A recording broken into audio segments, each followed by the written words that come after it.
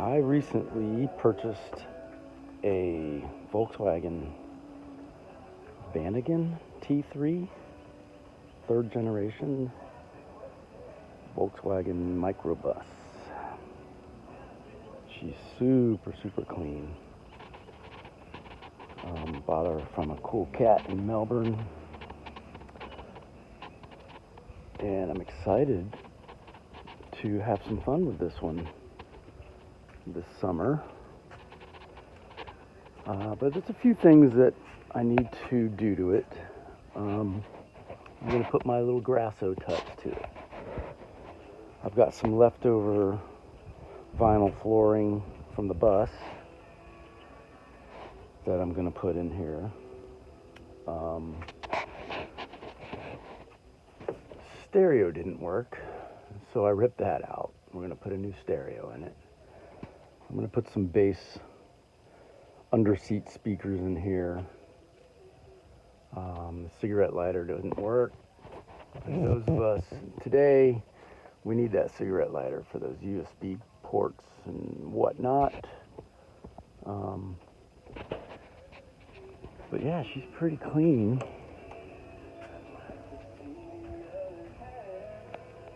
Some odd things about this vehicle that I found. In order to put windshield wiper fluid in the reservoir, you have to access it through this point right here, which is under the mat, which I thought was crazy, but that's German ingenuity. Also, what's even more weird, to put brake fluid in the brake fluid reservoir, you have to pull this plastic piece off the dash, and your brake fluid reservoir sits right there, which is crazy. So today, what I plan to do on this beautiful morning, let me show you. I just bought a coil spring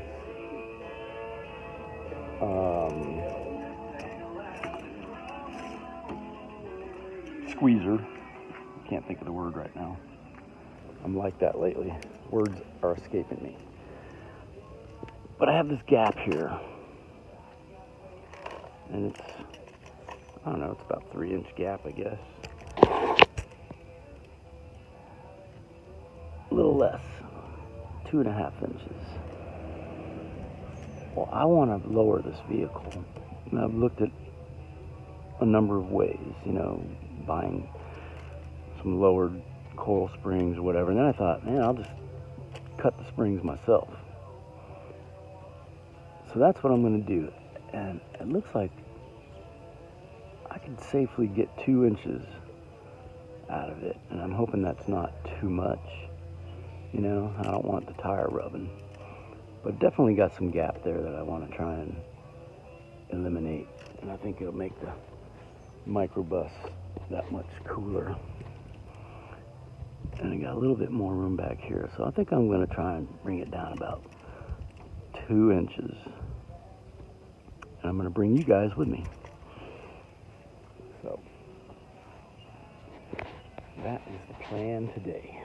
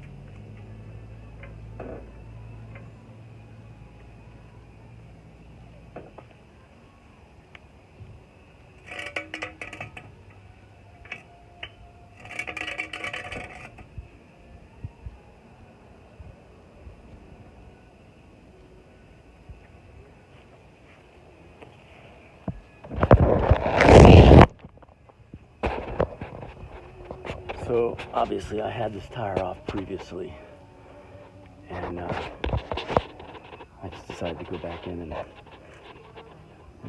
and give it a shot. Initially I found this piece right here, this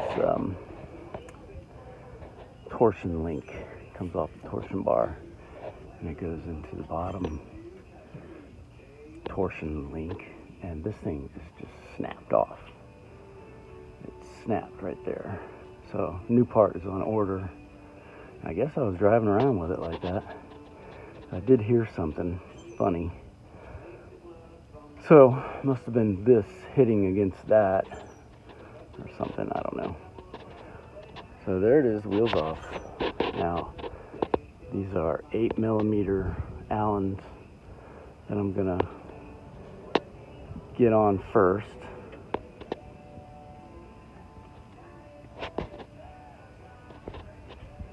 I don't actually know what that's holding on. I guess there's a bracket under there. And then this gas shock absorber has to come off. So there's the screw for that up there. And then this swing arm will swing up. And then I got to put the spring compressor onto here and run that down. I'm a little bit concerned about that because there's a high torsion there, and they call those compressors widow makers, because when you're dealing with a spring like that, it's got some power behind it. So, all right, let's get on this. Here's my 8mm Allen socket. I'm going to see how easy these things turn, hopefully. Please turn nice and easy. Okay. Oh yeah, all right. Sweet.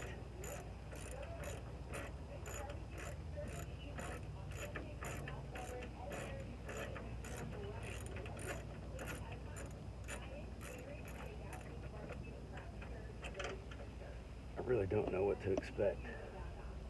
I hope this one comes off just as easy. Okay. I thought that would just come out of there, but apparently it's not. Okay. It's loose. All right.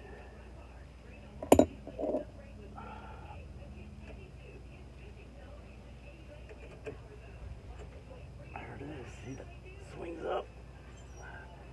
That comes off.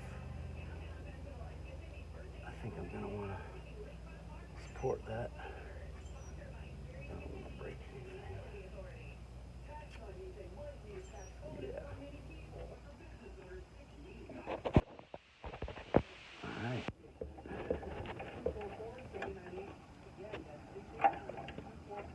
Okay, I've removed the top of the shock absorber, and I'm kind of expecting this to come down a little bit when I let up on the jack. So hopefully it will. And that's loose. Hopefully it'll come down. Maybe it'll come down far enough to pull this spring out without compressing it. I don't know. Very hopeful. Okay, so it did not release and swing down like I was hoping to be able to pull this shock out. So I'm going to have to pull the bottom bolt out to get the shock out, and then I'm going to have to put the spring compressor on here, whether I like it or not, and try to compress it at least, I don't know, about a ½ inch, maybe an inch, to get this out. So let's do that.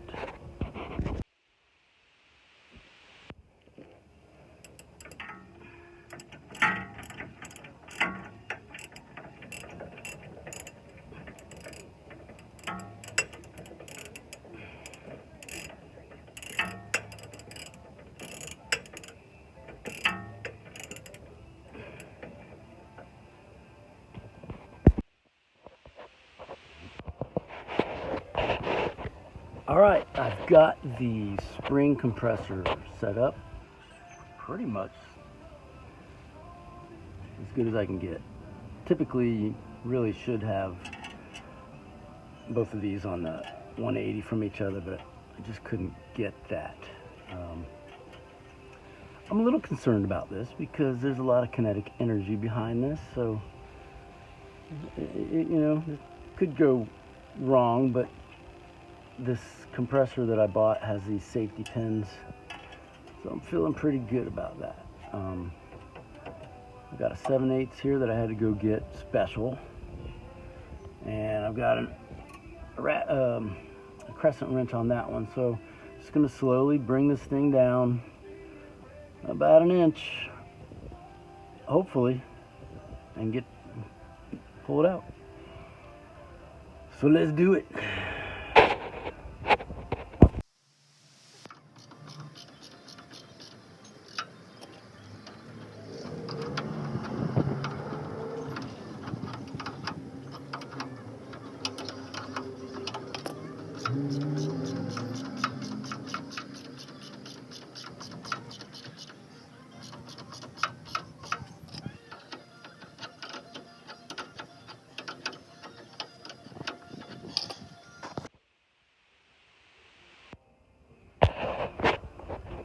All right, there it is, and all its kinetic energy.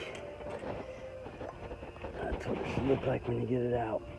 Now I gotta uncompress it, measure it, and then cut it.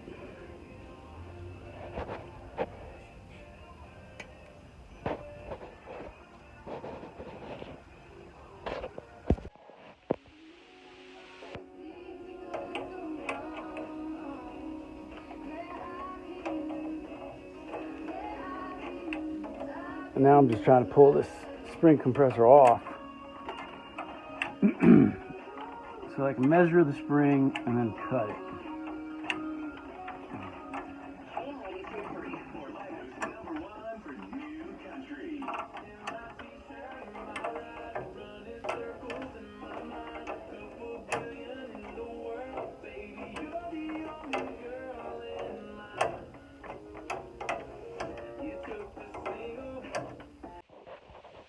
Alright, so here's the coil.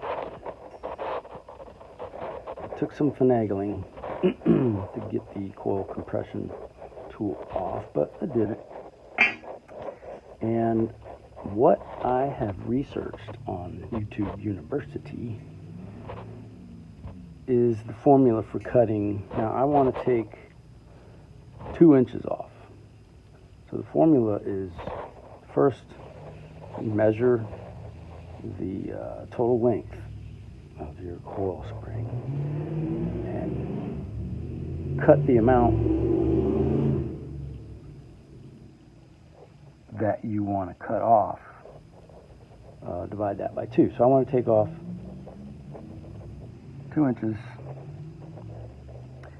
so we're going to go and take exactly an inch off, and let me see if I can show you this. Out.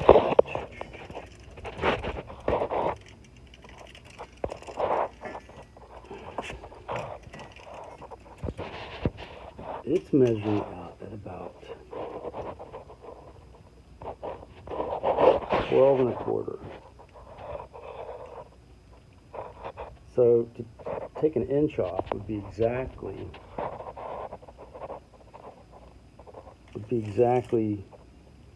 where that coil starts.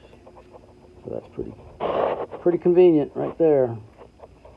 And also this coil can be cut because it stands on both sides. If it had a pigtail, you couldn't cut that side because you can't replicate that pigtail. But these coils they both go off into space the same.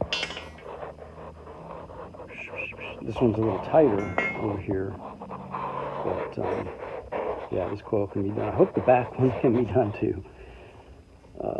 So I'm probably going to cut that side.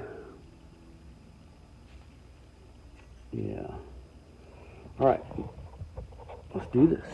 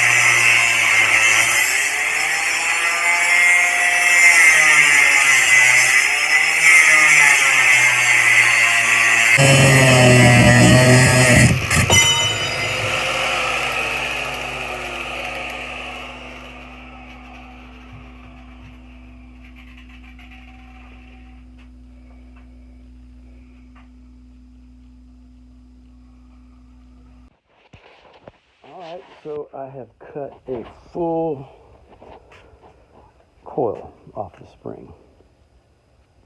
It's pretty easy once I got it put in a vise. I cut it with a grinder. And here is the coil now. Let's see if I can set it up in here. Not going to need to compress it, I don't think. Alright. And it looks like it lays pretty comfortable right there on the bottom. I think I'm going to go like that. Yeah. It's got two plastic pieces that are coupled together that go up on the top, so let's do that now.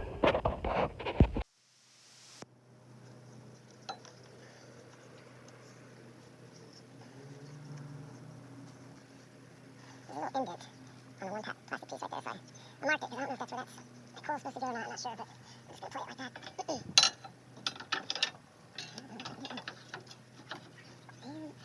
She's not going to go in there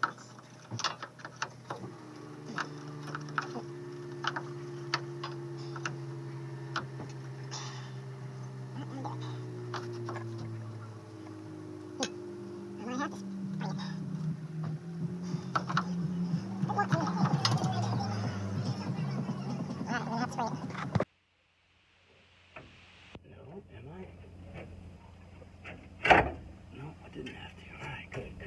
Good. All right. The spring's in. It looks pretty comfortable right there. I just got to put it back together now.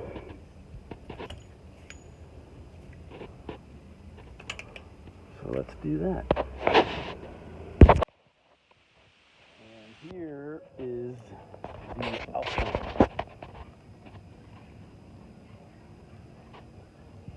Just makes it look, I don't know, a little meaner. The T3 to me never really did look that cool, you know, not as cool as the early generations. But with a little bit of color and a lowered look, I don't know, I think they look better. I mean, it's just as easy to work on. They're faster. They get out of their own way a little better. And they're just cool. Here's the clearance I have is just enough. I wouldn't want to go anymore to where I can turn and nothing's rubbing. And I think I'm going to leave the rear alone. But that's it. That's what she looks like.